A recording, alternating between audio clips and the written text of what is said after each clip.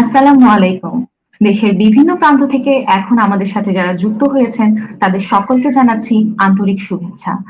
Ever care hospital Chittagong এবং আমার কথা অনলাইন হেলথ টিভির যৌথ আয়োজনে এভার কেয়ার স্বাস্থ্যসঙ্গী অনুষ্ঠানে আপনাদের সকলকে স্বাগতম। আজকের এই অনুষ্ঠান জুড়ে আমি আপনাদের সাথে থাকবো নাতাশা রাত্রি এবং আজকে আমরা আলোচনা করব মৃগী রোগ, নার্ভ ও মাসেল ক্লিনিক উদ্বোধন সম্পর্কে।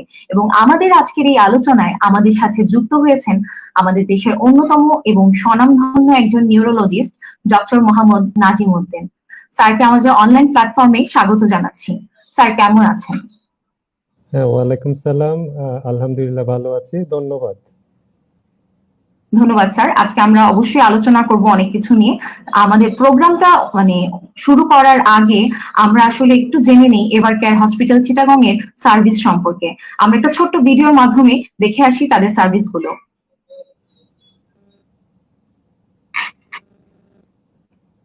Evercare Hospital Chattogram presents the first comprehensive emergency care center in the region, with state-of-the-art ambulances manned by expert medical and paramedical staff, and a dedicated multidisciplinary team of specialists available 24 hours for all kinds of medical emergencies. This hospital is equipped with 10 state-of-the-art operating rooms with 100 beds dedicated for critical care. Our team of surgeons have extensive experience in handling complex surgeries and have undergone training at the best medical centers around the world. We have installed a fully equipped catheterization lab to help save heart attack patients. At the Mother and Child Care Center, our neonatology, obstetrics, and gynecology departments are always available. And you can always rely on gastroenterology for any digestive system related health issues.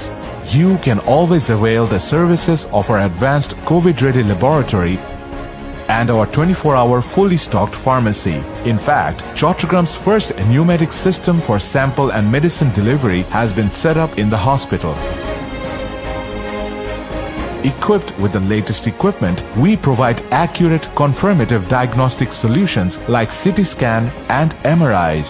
The hospital also maintains a well-stocked blood bank and advanced hemodialysis center. Our 470 beds and cabins are designed with your utmost comfort in mind, with monitors and equipment close at hand. And at our lounges and reception, our staff is always eager to assist you. Our dining area has a world-class menu created by trained chefs while keeping patient needs in mind. And we also have a dedicated prayer room for patients. Evercare Hospital Chattogram is open 24/7, 365 days a year. And you can reach us at our 10663, the appointment and emergency hotline, or call us at 09612310 from 8 a.m. to 8 p.m. or WhatsApp 01321155211 or visit chattogram.evercarebd.com.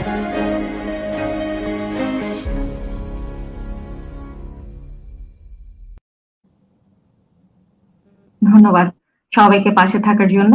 আমরা খুব ভালোভাবে দেখে আসতে পারলাম বিস্তারিতভাবে ever কেয়ারের কি কি ধরনের সার্ভিস আমাদের এখন অ্যাভেলেবেল আছে। তো আমি স্যার প্রথমে আপনার কাছে বলবো, আপনি যেহেতু এখন একজন কনসালটেন্ট হিসেবে নিউরোলজির হিসেবে আছেন, যুক্ত আছেন আমাদের এভার কেয়ার হসপিটাল চিটাগাং এ কর্মরত আছেন, তো আপনার কাছে আসলে প্রথম জিজ্ঞাসা আমার যে আমাদের এই হসপিটালে এখন কি কি ধরনের নিউরোলজি সেবা অ্যাভেলেবেল আছে এখন?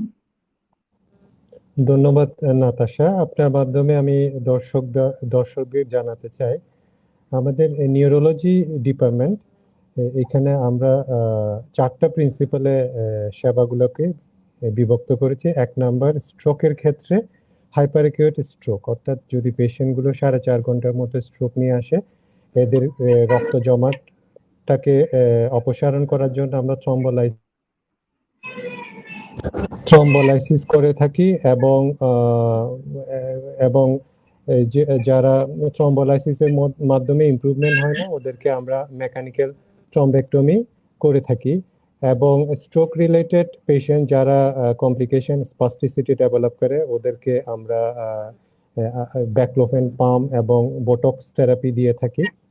এবং মেইনলি আমার এরিয়া অফ ফোকাস হচ্ছে ইপিলেপসি এবং নিউরোমাসকুলার। এবং ইপিলেপসি পেশেন্টদের আমরা জানেন খুব কমন একটা নিউরোলজিক ডিসঅর্ডার। এখানে আমরা ইইজি, ভিডিও ইজি এবং ইপিলেপসি লক্ষণটাকে অ্যানালাইসিস করার জন্য ভিডিও রেকর্ডিং করে থাকি, সিমিওলজি অ্যানালাইসিস করি। এবং নিউরোমাসকুলার মাসেলস এবং নার্ভ ডিসঅর্ডার বোঝার জন্য nerve conduction, muscle study EMG, এবং মাসেল এবং নার্ভের ডিসঅর্ডার বোঝার জন্য আমরা নিউরোমাসকুলার ডিজিজ বোঝার জন্য আমরা আরএনএস করে থাকি। এবং যে পেশেন্টস গুলো বিভিন্ন ধরনের মুভমেন্ট ডিসঅর্ডার ডিস্টোনিয়া আছে তাদেরকে বোটক্স থেরাপি দিই এবং পার্কিনসনের জন্য আমরা গেট ম্যাপিং করে থাকি। কোনো পেশেন্ট স্লিপ ডিসঅর্ডার নিয়ে আসে, এদের জন্য আমাদের এখানে স্লিপ স্টাডির ব্যবস্থা আছে। ধন্যবাদ স্যার। আপনার মাধ্যমে দেশের যে কোনো প্রান্ত থেকে আজকে অনেকেই জানতে পারছে আমাদের এভার কেয়ার হসপিটাল চিটাগং এ নিউরোলজির কি কি সেবা এখন অ্যাভেলেবেল আছে। ধন্যবাদ এর জন্য। স্যার, আমাদের আজকের আলোচনা যেহেতু মৃগী রোগ, নার্ভ ও মাসেল ক্লিনিক উদ্বোধন উপলক্ষে, তো আপনার কাছে আমি আসলে প্রথমে জিজ্ঞাসা করব যে মৃগী রোগ সম্পর্কে যদি আপনি একটু বিস্তারিত আলোচনা করতেন, নার্ভ ও মাসেল ডিজিজটা কি বোঝায় সেটা সম্পর্কে যদি আমাদেরকে একটু অবগত করেন। হ্যাঁ, ধন্যবাদ নাতাশা। এখানে ইপিলেপসি খুব কমন একটা নিউরোলজিক ডিসঅর্ডার। এটা যে কোনো বয়সে হতে পারে, এইজ 0 থেকে শুরু করে এবং অ্যাডাল্ট যে কারো হতে পারে। তো ইপিলেপসিতে যে জিনিসটা হয় সেটা হচ্ছে যে আমাদের ব্রেইনে যে ইলেকট্রিক্যাল অ্যাক্টিভিটি থাকে নার্ভের মধ্যে, ওটা একটা নির্দিষ্ট জায়গায় অথবা সম্পূর্ণ ব্রেইনের মধ্যে এটা নিয়ন্ত্রণের বাইরে চলে যায় এবং ওটার কারণে শরীরের মধ্যে বিভিন্ন ধরনের লক্ষণ প্রতিফলিত হয়। এটা হচ্ছে ইপিলেপসি। এবং এই ইলেকট্রিক্যাল অ্যাক্টিভিটি যে চেঞ্জেস এটা বারবার হচ্ছে, সেজন্য এটাকে ইপিলেপসি বলে। আর আমাদের যে ইপিলেপসি ক্লিনিক এবং সাথে সাথে আমরা নার্ভ এবং মাসেল ক্লিনিক বলেছি। তো ইপিলেপসি ক্লিনিকে আমরা ইইজি সেবাটা, ভিডিও ইজি সেবাটা দিয়ে থাকি, স্লিপ স্টাডি। আর অন্যদিকে নার্ভ এবং মাসেলস ক্লিনিক যেখানে, ওখানে আমরা নার্ভের নার্ভ কন্ডাকশন স্টাডি, মাসেলের জন্য আমরা মাসেল স্টাডি ইএমজি, এবং নিউরোমাসকুলার জাংশন, মাসেল এবং নার্ভের জাংশনের জন্য আমরা আরএনএস স্টাডি করে থাকি। ধন্যবাদ স্যার। স্যার, আমাদের জনসাধারণের জন্য একজন মৃগী রোগে আক্রান্ত হয়েছে সেটা বুঝবার লক্ষণগুলো আসলে কি? একজনের মৃগী রোগ হলে আমরা জনসাধারণ হিসেবে কিভাবে উপলব্ধি করতে পারবো যে তার মৃগী রোগ হয়েছে? আচ্ছা, আমি এক্ষেত্রে বলবো আমার চেম্বারে পেশেন্ট গুলো কি নিয়ে আসে। সো একটা খুব কমনলি একটা পেশেন্ট যেটা লক্ষণ নিয়ে আসে সেটা হচ্ছে পুরো শরীরে নিয়ন্ত্রণের বাইরে গিয়ে ঝাঁকুনি হওয়া। এটা সম্পূর্ণ শরীর ঝাঁকি হওয়া, সেটা 3 থেকে 5 মিনিটের মধ্যে স্থায়ী হওয়া, রিপিটেডলি হওয়া। আচ্ছা, ওই সময় রোগীরা সম্পূর্ণরূপে জ্ঞান হারিয়ে ফেলেন। ওকে, এটা একটা লক্ষণ হতে পারে। তবে আরো বিভিন্ন রকম লক্ষণ নিয়ে পেশেন্ট আসতে পারে, যেমন হঠাৎ করে একদিকে তাকিয়ে থাকা, পড়ালেখা থেকে মনোযোগ চলে যাওয়া, ক্লাসের মধ্যে কিছুক্ষণের জন্য দেখা যাচ্ছে যে টিচারের সাথে কি পড়াচ্ছেন বা বন্ধুরা কি বলছেন সেটা বুঝতে না পারা, অপরিচিতকে পরিচিত, পরিচিতকে অপরিচিত মনে করা, বিহেভিয়ারাল অ্যাবনর্মালিটি হওয়া। ঠিক আছে, তো অনেক ক্ষেত্রে অজ্ঞান না হয়ে গিয়েও হতে পারে। তো এটাকে যে প্রথমটা বলেছি এটাকে বলে মোটর সিমটম, তাহলে নন মোটর ম্যানিফেস্টেশন হতে পারে। আবার আমার কাছে অনেকগুলো পেশেন্ট আছে হঠাৎ করে অতিরিক্ত হাসার পরে দেখা যাচ্ছে যে জিহ্বাতে কামড় খাচ্ছে, খিঁচুনি হচ্ছে, প্রস্রাব এবং পায়খানা কন্ট্রোল করতে না পারা। তো বিভিন্নভাবে ম্যানিফেস্টেশন নিয়ে খিঁচুনি রোগী আসতে পারে। এবং ইন্টারেস্টিংলি একটা পেশেন্ট আমি বলবো, সেটা 3 বছরের একটা বাচ্চা, দেখা যাচ্ছে যে তার কথা যে শিখেছিল সেটা আস্তে আস্তে সে ভুলে যাচ্ছে। তো এটাকে অটিজম মনে করা হয়েছিল, পরে আমাদের ক্লিনিকে এসে আমরা ইইজি করেছি, দেখা যাচ্ছে যে না, এটা এলকেএস, লিন্ডো ক্লিফনার সিনড্রোম, অটিজম না। তার মাথাতে খিঁচুনি হচ্ছিল, এই জন্য অটিজমের মতো সিমটম নিয়ে প্রেজেন্ট করেছিল। তো বিভিন্ন ধরনের ম্যানিফেস্টেশন নিয়ে আসতে পারে। কমনলি চিটাগং সিটিতে আমি এই ধরনের রোগীগুলাই পেয়ে থাকি। ধন্যবাদ স্যার।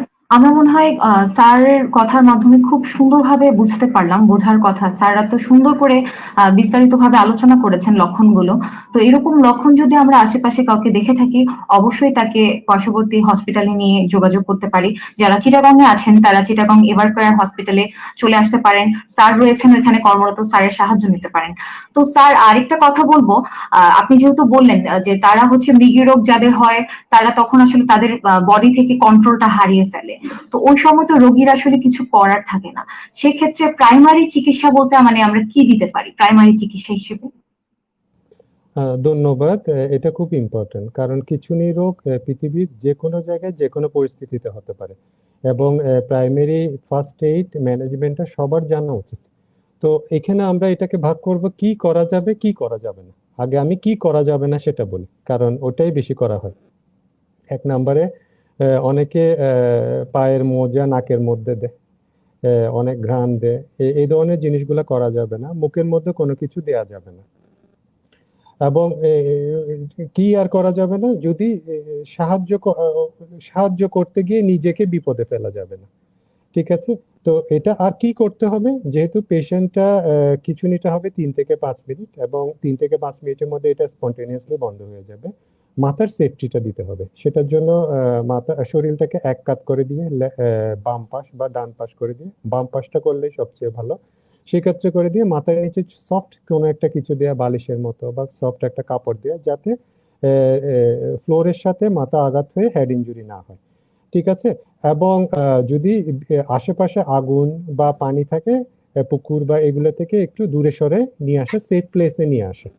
তো এই জিনিসগুলো করলে, আর কিছু কিছু পেশেন্ট যারা নন এপিলেপসি, ওদের অনেক সময় ডায়াজিপাম সাপোজিটরি এবং মিডাজোলাম নেজাল স্প্রে থাকে, যদি সম্ভব হয় ওই স্প্রে গুলো নাকের মধ্যে দিয়ে দেওয়া এবং সাপোজিটরিটা অ্যাপ্লাই করা। ধন্যবাদ স্যার। আমার মনে হয় যারা আমাদেরকে এই মুহূর্তে শুনছেন বা দেখছেন তারা বুঝতে পারছেন কত গুরুত্বপূর্ণ একটি বিষয় নিয়ে আলোচনা করছে স্যার। কারণ এখনো আমাদের বাংলাদেশে প্রত্যন্ত অঞ্চলগুলোতে এইরকম কিছুই মানে করা হয়, যেটা আসলে করা উচিত না বলে স্যার মাত্র বিস্তারিতভাবে আলোচনা করলেন। তো আপনাদেরকে অবগত করার জন্য আসলে অনলাইন প্ল্যাটফর্মে এই ধরনের বিষয় নিয়ে আমরা আলোচনা করছি। আমরা আশা করব আপনারা যারা শুনছেন বা দেখছেন অবশ্যই আপনাদের আশেপাশের সকলকে এই ব্যাপারগুলোতে অবগত করবেন। এবং আপনাদের জন্য আপনারা যদি কোনো জিজ্ঞাসা করতে চান, আমাদের কমেন্ট বক্সের মাধ্যমে আপনার প্রশ্নটি তুলে ধরতে পারেন। আমি স্যারের মাধ্যমে অবশ্যই আপনার প্রশ্নটির উত্তর দেওয়ার চেষ্টা করব।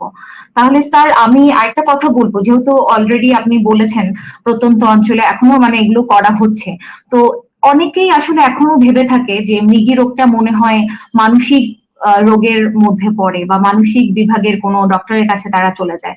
তো এই ব্যাপারে যদি আপনি একটু আমাদের জনসাধারণকে একটু আরেকটু ভালোভাবে অবগত করতে পারেন যে কোন ধরনের ডক্টরের কাছে তারা যাবে, কার সাহায্য তারা নিবে। আচ্ছা, ধন্যবাদ। খুবই ইম্পর্টেন্ট একটা প্রশ্ন, নাতাশা। তো কিছু নিরোগীগুলো, আমি যেটা লক্ষ্য করেছি, আমি যে জায়গাটা এভার কেয়ারে বসি সেটা হচ্ছে ফটিকছড়ি, হাটহাজারী, রাউজান, রাঙ্গুনিয়া, চিটং এর সবচেয়ে রিলিজিয়াস জায়গাগুলো এখানে। এবং আমি যেটা খেয়াল করি, কিছু নিরোগীগুলা মেইনলি আমার কাছে আসে ফিমেল পেশেন্ট গুলা, এবং ওরা অনেক বছর ধরে নিজের ফ্যামিলিকেও শেয়ার করে না যে কি ধরনের সমস্যা তাদের হচ্ছিল, এবং তারা এটা অনেক 2-3 বছর আগে থেকে বুঝতে পারছিল। এবং অনেককে বিয়ে দিয়ে দেওয়া হয়েছে, ওরা মনে করছে যে এটা মানসিক সমস্যা, এটা হয়তো অভিনয় করছে বা এই ধরনের। এবং খুব আসলে তখন ও নিজেই বলে যে না, আসলে স্যার দেখেন, এটা আমার কোনো কন্ট্রোল থাকে না।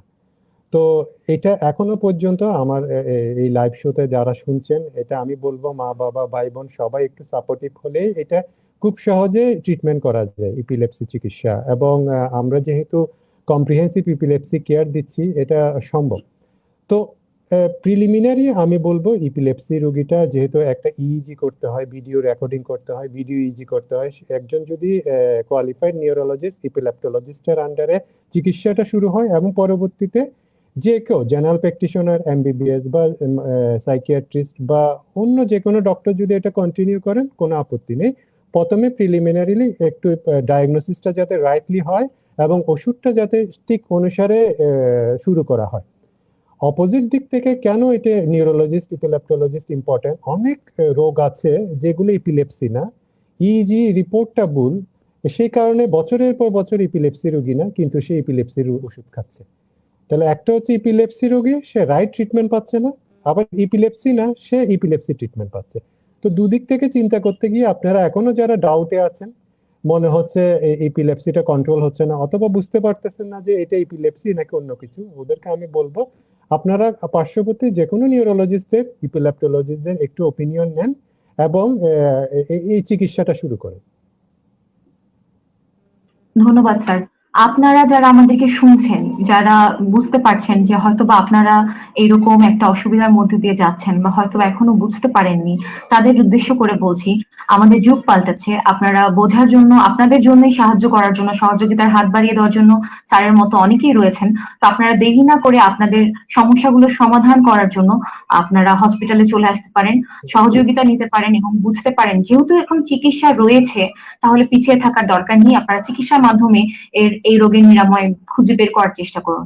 স্যার, ইতিমধ্যে তো অনেকে আমাদের সাথে যুক্ত হয়েছেন, আমি কিছু কমেন্ট পড়ে আসি, কারো যদি কোনো জিজ্ঞাসা থাকে সেটা একটু দেখে আসি। ধন্যবাদ।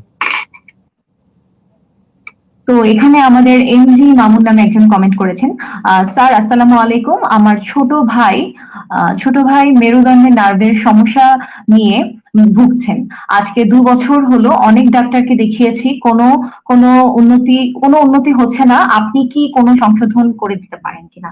স্যার, উনার কমেন্টের সম্পর্কে আপনি যদি কিছু বলেন, উনার জিজ্ঞাসাটা সম্পর্কে। হ্যাঁ, ওয়ালাইকুম সালাম। তো ওনার ছোট ভাইয়ের সমস্যা, কোমরের মেরুদণ্ডের নার্ভের নার্ভের। সমস্যা, মোস্ট প্রবাবলি কোনো ডিস্কের ডিজিজ বা অন্য কিছু হতে পারে। তো বয়সটা খুব ইম্পর্টেন্ট ছিল। তারপরও আমরা আমাদের নিউরোমাসকুলার ক্লিনিকে আমরা যেটা করতে পারি, ওনাকে ক্লিনিক্যালি এক্সামিন করে এবং একটা নার্ভ স্টাডি ইএমজির মাধ্যমে বলতে পারি ওনার কোনো নার্ভের বা রেডিকেলের কোনো জায়গায় কোনো কম্প্রেশন আছে কিনা। আদারওয়াইজ যদি ওই ধরনের কোনো কম্প্রেশন না থাকে, কিছু মাইল্ডার ফর্মে পেইন কিলার যেগুলো নার্ভের উপর কাজ করবে এবং ফিজিওথেরাপির মাধ্যমে আশা করা যাচ্ছে ম্যাক্সিমাম টাইম 90 to 95% কেজে এই পেশেন্টগুলো 4 থেকে 6 সপ্তাহের মধ্যেই ম্যানেজ করা সম্ভব।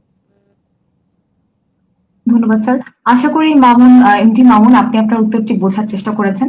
আপনাকে আমি একটা কথা বলবো, আপনি যদি চিটাগংয়ের বাসিন্দা হয়ে থাকেন, অবশ্যই আমাদের এভারকেয়ার হসপিটালে চলে যাবেন, আপনি আপনার প্রয়োজনীয় সহযোগিতা পেয়ে যাবেন।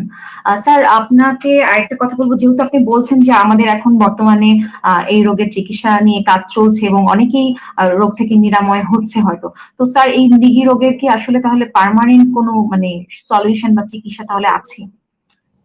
ম্যাক্সিমাম আপনি যদি আমাকে জিজ্ঞেস করেন, ম্যাক্সিমাম মৃগী রোগ কন্ট্রোলেবল ওষুধের মাধ্যমে, কারণ 35 থেকে 65 to 70% মৃগী রোগ সাধারণত যদি যে ধরনের আমরা খিঁচুনির ওষুধ দিয়ে থাকি 2 থেকে 3 বছরের মধ্যে কন্টিনিউ করলে এটা কন্ট্রোল হয়ে যায়। তো ওই দিক থেকে চিন্তা করলে আপনি বলতে পারেন যে এটা ট্রিটেবল কন্ডিশন, মানে ট্রিটমেন্ট আছে। কিছু কিছু খিঁচুনির ক্ষেত্রে যেগুলো ব্রেইনের মধ্যে কোনো একটা কারণের হয়ে থাকে, প্যাথোলজি থাকে, সিমটোমেটিক এপিলেপসি যেগুলো বলি, এগুলোতে 5 থেকে 7 বছর ওষুধ দিলে তাহলে আরো 25 বা 35% কেসও তাহলে একটু লং টার্ম ট্রিটমেন্ট লাগছে। এরপরে খিঁচুনি আছে যেগুলো রেজিস্ট্যান্ট এপিলেপসি, 2 থেকে 3টা ওষুধের মতো লাগে, এদের ক্ষেত্রে সার্জারি করলে, ভ্যাগাস নার্ভ স্টিমুলেশন করলে এবং আরো কিছু আধুনিক পদ্ধতি আছে, এগুলো করলে এটাকে কন্ট্রোল করা সম্ভব। এখন আপনি কোন ইপিলেপসি, কোন টাইপের ইপিলেপসি, কি চিকিৎসা দিচ্ছেন, রাইট চিকিৎসা দিচ্ছেন নাকি দিচ্ছেন না, সেটার উপর নির্ভর করবে ফিউচার ফেট। কেন? কারণ আপনি যদি ইপিলেপসিটাকে রাইট ডায়াগনোসিস করে রাইট ট্রিটমেন্ট না দেন, ইপিলেপসিটা কন্টিনিউ হবে, ব্রেইনে ড্যামেজ হবে এবং পরবর্তী দেখা যাচ্ছে এটা আর কন্ট্রোলেবল হবে না।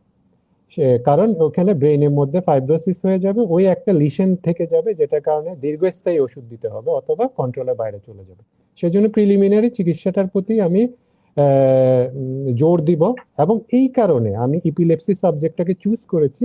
কারণ আমি স্টুডেন্ট লাইফে যখন আমি নিউরোলজিস্ট হিসেবে পড়ালেখা করছিলাম, আমার কাছে মনে হয়েছিল যে ইপিলেপসি এরিয়াটা আমাদের একটু নেগলেক্টেড, বিশেষ করে আমাদের ফিমেল পেশেন্টগুলো নেগলেক্টেড।